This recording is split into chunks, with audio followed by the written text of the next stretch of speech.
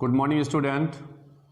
आज एक बार फिर से आपके लिए हम active voice and passive voice का दूसरा टॉपिक प्रेजेंट कंटिन्यूअस का लेकर आए हैं और एक वीडियो हम एक्टिव वॉइस और पैसिव वॉइस का अपलोड कर चुके हैं। तो जब हमने कल स्टार्ट किया था तो सबसे पहले एक वीडियो प्रेजेंट इंडेफिनिट वाला हमने अपलोड कर दिया विद रूल्स और विद फार्मूले के साथ, एग्जाम्पल भी उसमें हमने समझाए हैं। आज आपका प्रेजेंट कंटिन्यूअस का टॉपिक है, तो प्रेजेंट कंटिन्यूअस में क्या रूल्स रहते हैं, क्या फार्मूले होते हैं, समझते हैं। तो प्रेजेंट कंटिन्यूअस तो समझ लेते हैं सबसे पहले रूल्स के बारे में।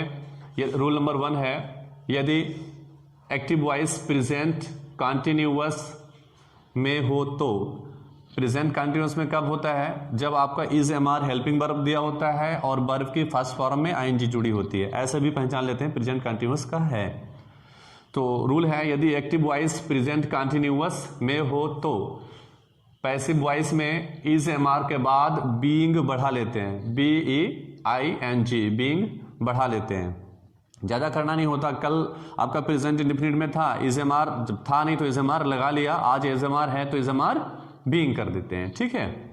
तो इसका फार्मूला देख सकते हैं आप। अच्छा, पैसिव वॉइस बनाने के लिए क्या चाहिए होता है? सबसे पहले तो ऑब्जेक्ट चाहिए होता है, तो ऑब्जेक्ट है, उसके बाद क्या है? इज एम आर, जो हेल्पिंग वर्ब बढ़ी हुई है आपकी, जो लगी है हेल्पिंग वर्ब, वो हो गई HB बोले तो हेल्पिंग वर्ब। उसके बाद बीइंग लगा लिया।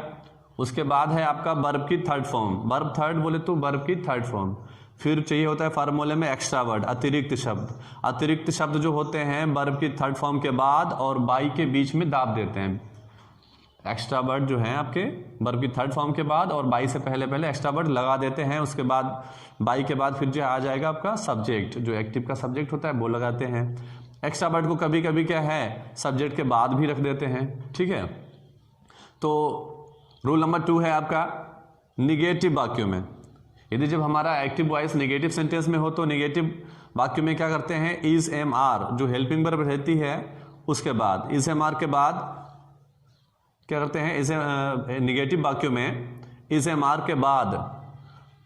के बाद और बीइंग से पहले नोट लगाते हैं। नोट लगाते हैं तो इज एम आर के बाद होगा और बीइंग से पहले, अर्थात बीइंग और इज एम आर के बाद बीच में नोट का यूज हो जाता है। जैसे फार्मूले समझ सकते हैं, सबसे पहले ऑब्जेक्ट चाहिए होगा, लग जाएगा। उसके बाद आपका इज एम आर जो हेल्पिंग वर्ब है वो हो जाती है। उसके बाद फिर नोट चाहिए होता है और फिर बीइंग। तो हेल्पिंग वर्ब और बीइंग के बीच में नोट का यूज हो जाता है निगेटिव सेंटेंस में। वर्ब की थर्ड फॉर्म एक्स्ट्रा वर्ड रहेगा, प्लस बाई रहेगा और प्लस सब्जेक्ट एक्टिव का होता है। उसके बाद में है रूल नंबर 3, इंटेरोगेटिव में। जब इंटेरोगेटिव स्टार्ट होते हैं आपका प्रेजेंट कंटिन्यूअस का, तो इंटेरोगेटिव हेल्पिंग वर्ब आपकी सबसे पहले रहती है। जैसे इज है, एम है, आर है सब्जेक्ट के अकॉर्डिंग। तो कह रहा है कि इज एम आर वाक्य के शुरू में हो, आरंभ में हो तो नए सब्जेक्ट के अनुसार इज एम आर आरंभ में ही रहेगा। नए सब्जेक्ट के अनुसार इज एम आर कहाँ रहेगा? आरंभ में ही रहेगा। आरंभ में ही रहेगा। फिर क्या करते हैं? इज एम आर लगाने के बाद फिर सब्जेक्ट लगा लेते हैं, नया वाला जो सब्जेक्ट होता है। फिर बीइंग लगा लेते हैं, फिर जो है अन्य शब्द हो जाएंगे आपके, ठीक है। जैसे फार्मूले से क्लियर से समझ सकते हैं। सबसे पहले इज एम आर सब्जेक्ट के अकॉर्डिंग, इधर आपका कोई ऑब्जेक्ट उठकर, जो एक्टिव वॉइस का ऑब्जेक्ट होता है इधर आके सब्जेक्ट बनेगा, जो ऑब्जेक्ट उठाकर लाएंगे उसके अकॉर्डिंग। अगर सिंगुलर है तो इज लगा लेंगे, प्लूरल है तो आर लगा लेंगे, आई आता है तो फिर एम लगा लेते हैं। तो इज एम आर में से कोई सभी हेल्पिंग वर्ब लग जाएगा, फिर ऑब्जेक्ट हो जाएगा, फिर बीइंग, फिर वर्ब की थर्ड फॉर्म, फिर रहता है आपका एक्स्ट्रा वर्ड, फिर उसके बाद हो जाता है बाई प्लस सब्जेक्ट और क्वेश्चन मार्क। क्वेश्चन मार्क जो है लगाना ना भूलें। उसके बाद है आपका rule number 4, question word.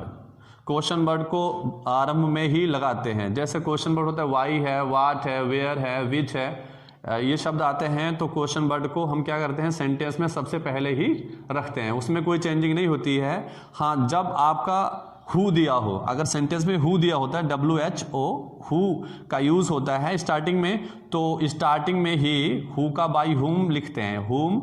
Who का बाई हुम कर देते हैं, लेकिन लिखेंगे स्टार्टिंग में ही, आरंभ में ही लिखते हैं। तो आपके ये एग्जाम्पल्स क्लियर हो गए, अफर्मेटिव के थे और निगेटिव के और इंटेरोगेटिव के। आप जानते हैं इनके एग्जाम्पल्स के बारे में, समझ लेते हैं एग्जाम्पल्स। तो स्टूडेंट, पहला एग्जाम्पल है एक्टिव वॉइस का, a man is buying some mangoes.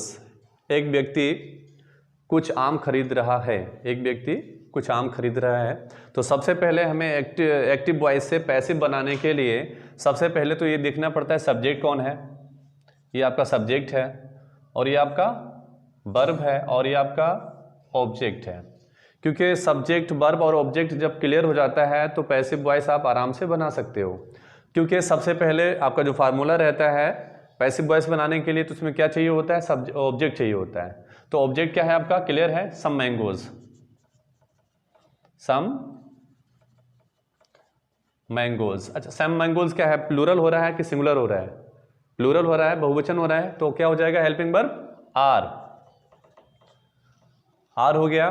तो इज एम आर वाला चल रहा है, प्रेजेंट कंटिन्यूअस में इज एम आर दिया है तो बीइंग बढ़ा लेते हैं, बीइंग। बीइंग हो गया। सम ऑब्जेक्ट लगा लिया, सम मैंगोज, फिर आर लगा लिया हेल्पिंग वर्ब, फिर उसके बाद बीइंग लगा लिया। फिर क्या चाहिए होता है फार्मूले में, वर्ब की थर्ड फॉर्म। वर्ब की थर्ड फॉर्म, वर्ब क्या है, बाइंग है, खरीदना। क्या हो जाएगा सेकेंड थर्ड, इसका थर्ड क्या हो जाता है, बॉट, BOUGHT, बॉट। क्या बॉट किया है। उसके बाद क्या है आपका वर्ब की थर्ड फॉर्म हो गई। फिर चाहिए होता है एक्स्ट्रा वर्ड, अतिरिक्त शब्द। इसमें एक्स्ट्रा वर्ड कुछ है नहीं तो डायरेक्ट बाई पे पहुंच जाते हैं फार्मूले में। और बाई लगाने के बाद फिर क्या चाहिए होता है, सब्जेक्ट। किसका सब्जेक्ट, एक्टिव वॉइस का सब्जेक्ट। एक्टिव वॉइस का सब्जेक्ट है ए मैन, तो इधर हो जाएगा a man, a man, full stop. अब आप देख सकते हैं कि जो एक्टिव वॉइस का सब्जेक्ट था तो पैसिव वॉइस में जाकर ये ऑब्जेक्ट बन गया है, पैसिव वॉइस में जाकर ऑब्जेक्ट बन गया। और एक्टिव वॉइस का जो सब्जेक्ट था, एक्टिव वॉइस का जो ऑब्जेक्ट है वो पैसिव वॉइस में सब्जेक्ट बन जाता है। हो गया। अच्छा, उसमें क्या करना है, जो हमारी वर्ब रहती है हेल्पिंग वर्ब, उसमें सिर्फ बीइंग बढ़ाना है। और जब पैसिव वॉइस बनाएंगे तो कोई भी फॉर्म हो, चाहे आईएनजी वाला हो, चाहे वर्ब की फर्स्ट फॉर्म हो, चाहे थर्ड, आपकी कोई भी फॉर्म रहती है, तो क्या करेंगे पैसिव वॉइस में वर्ब की थर्ड फॉर्म ही रखते हैं। वर्ब की थर्ड फॉर्म में क्या कर देंगे, चेंज कर देंगे उसको, चाहे कोई भी फॉर्म में आपका जो एक्टिव हो। तो देखते हैं दूसरा रूल्स है ये आपका, ये अफर्मेटिव का एक हो गया। उसके बाद निगेटिव वाला समझते हैं। एक्टिव वॉइस है आपका, Sita is not teaching us English, full stop. Sita हमें इंग्लिश नहीं पढ़ा रही है। तो आप देख लीजिए, सब्जेक्ट है और आपका वर्ब हो गया और ऑब्जेक्ट हो गया और ये भी ऑब्जेक्ट, इसमें डबल ऑब्जेक्ट है। अच्छा स्टूडेंट, जिस सेंटेंस में, जिस एक्टिव वॉइस में डबल ऑब्जेक्ट होते हैं तो उनमें क्या करते हैं, एक ऑब्जेक्ट को पहले हम सब्जेक्ट मान लेते हैं और जो दूसरा ऑब्जेक्ट बचेगा उसको वहीं रहने देते हैं और उसको एक्स्ट्रा वर्ड के स्थान पर रख देते हैं, एक्स्ट्रा वर्ड उसे मान लेते हैं। तो सपोज पहले इसको मान लेते हैं, वी वाले को, अस वाले को। तो ऑब्जेक्ट चाहिए सबसे पहले पैसिव बनाने के लिए, तो ये ऑब्जेक्ट आपका अस है, अस का क्या हो जाएगा, वी।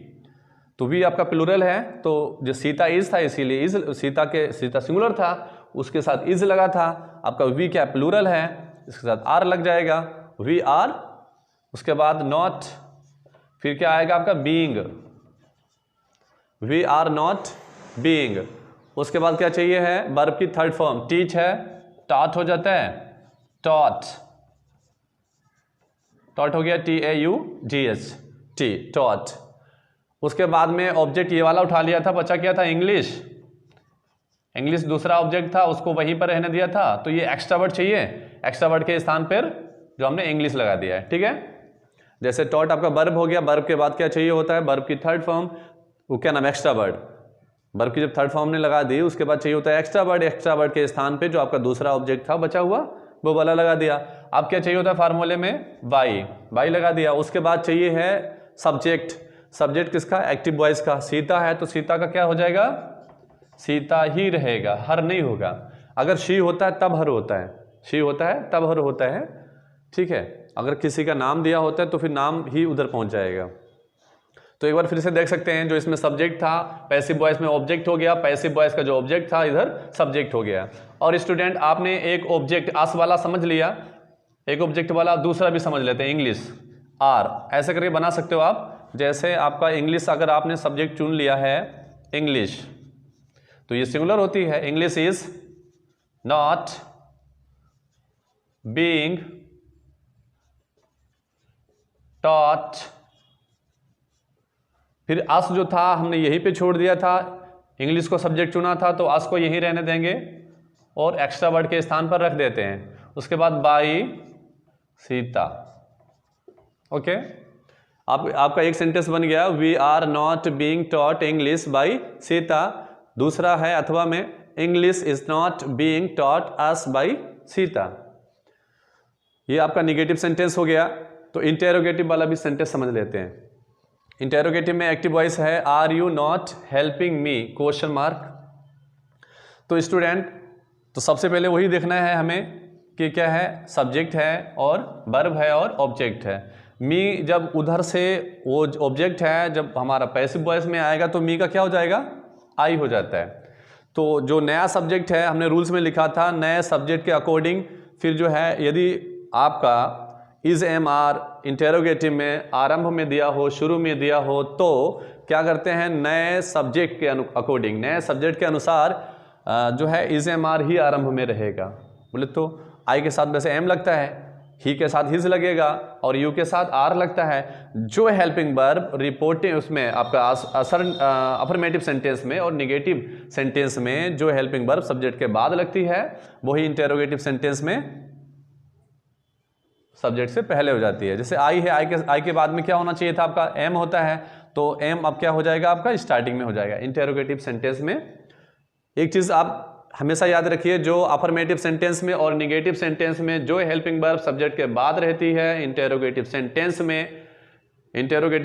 में वही हेल्पिंग वर्ब सब्जेक्ट से पहले हो जाती है। हो गया। उसके बाद क्या करना था हमें, हेल्पिंग वर्ब हो गया, सब्जेक्ट ये आपका हो गया, ऑब्जेक्ट लगाना था वो लग गया। उसके बाद क्या चाहिए, नॉट, फिर बीइंग, फिर क्या चाहिए, वर्ब की थर्ड फॉर्म, हेल्पिंग था तो हेल्पिंग का हेल्प्ड हो जाएगा। उसके बाद क्या चाहिए, एक्स्ट्रा वर्ड।